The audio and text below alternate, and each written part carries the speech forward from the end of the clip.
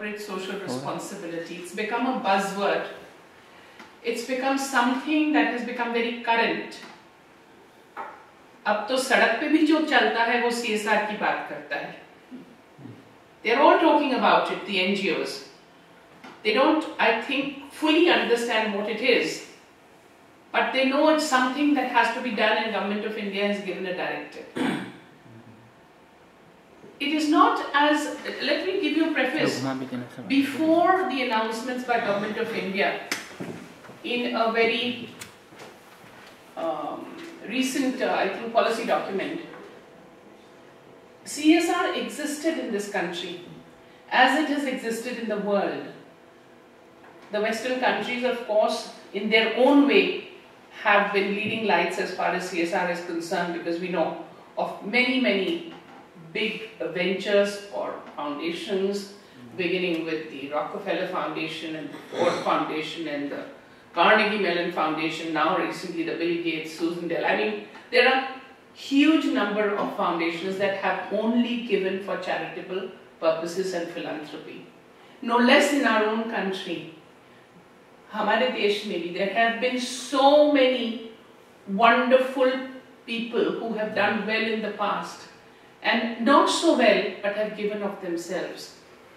As a matter of fact, you can trace the Sri Rams, the Birlas, with all their groups of activities, whether you look at a Sri Ram College of Commerce or a Lady Sri Ram College, or you look at the Birla Planetarium or the Birla Temple, or you look at the thousands of Arya Samaj schools, the Ramakrishna missions, the ISKCON missions today.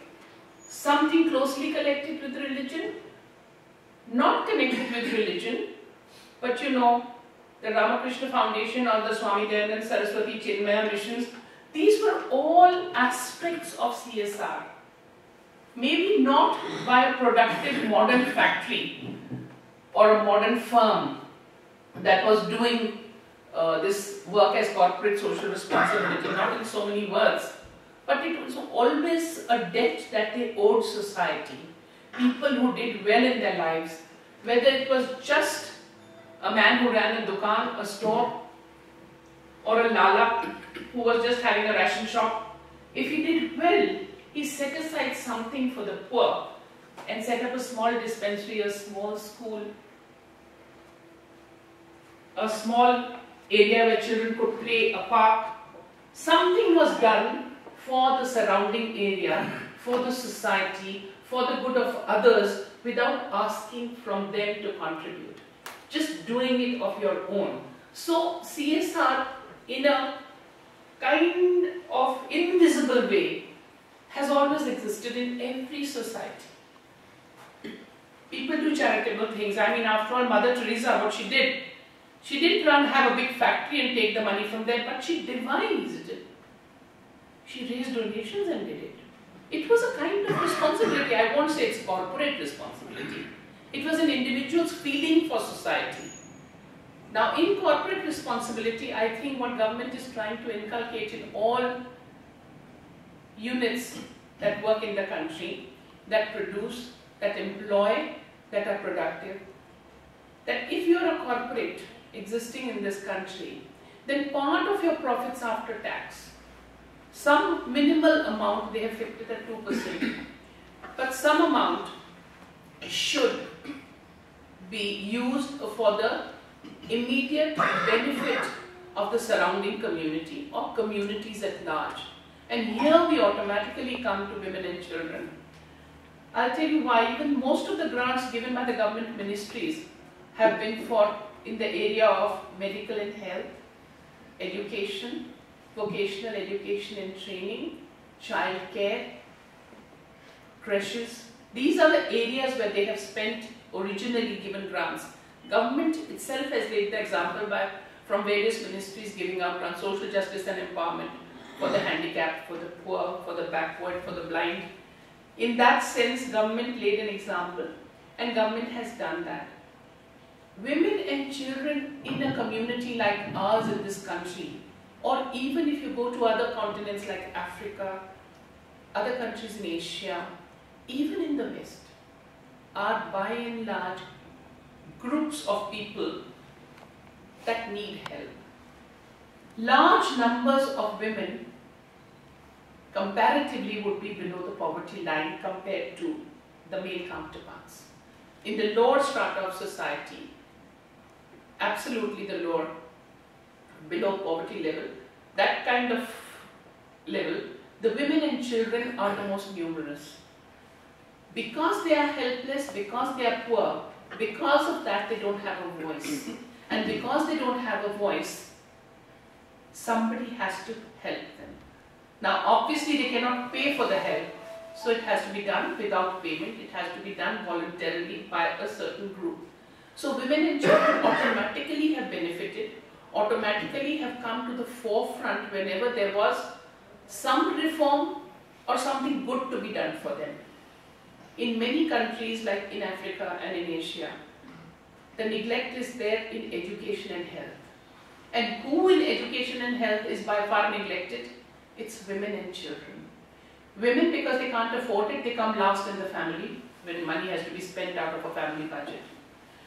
And children, because if children don't go to school, it is considered neglect anyway, they have no future. They will never have a job. And there are many layers in societies where children go to school up to the age of, say, 5 and 6, then they drop out. Or they go up to the age of 8 and 9 and then they drop out. They start begging or they start doing child labor. Or they work in the fields. And then at the age of 9, because in our country, in India specifically, education is free between the age of 6 and 14. So around 8th and 9th children also drop out of school. So they become the category that needs help.